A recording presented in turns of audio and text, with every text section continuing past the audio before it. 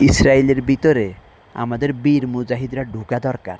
আপনাদের কি মনে হয় ঢুকে ইসরায়েলের কসাই, শয়তান, নমরুদ এবং ফেরাউনের দালাল, নব্য ফেরাউনের দালাল বেনিয়ামিন নেতানিয়াহুকে শেষ করে দেওয়া দরকার? যেইভাবে ৯৬ সালে আফগানিস্তানে বোরহানুদ্দিন রব্বানিকে ক্ষমতাচ্যুত করে তালেবানরা এই শয়তান নাজিবুল্লাহকে, কমিউনিস্ট নাজিবুল্লাহকে প্রকাশ্যে ফাঁসি দিয়েছে, তেমনিভাবে ইসরায়েল তো কত বর্গমাইল, ২০,০০০ না কত বর্গমাইল, এত ছোট রাষ্ট্র, এখানে কি মুজাহিদরা, আমাদের বীর মুজাহিদরা ঢুকতে পারে না? এই ব্যাপারে যারা জানেন তারা এই ব্যাপারে নিয়ে একটু আলোচনা করবেন যে কেন ঢুকতে পারতেছে না, আমি জানতে চাই। আমি চাই বীর মুজাহিদরা ইসরায়েলে ঢুকে ইসরায়েলের নেতাদেরকে শেষ করে দেওয়া দরকার।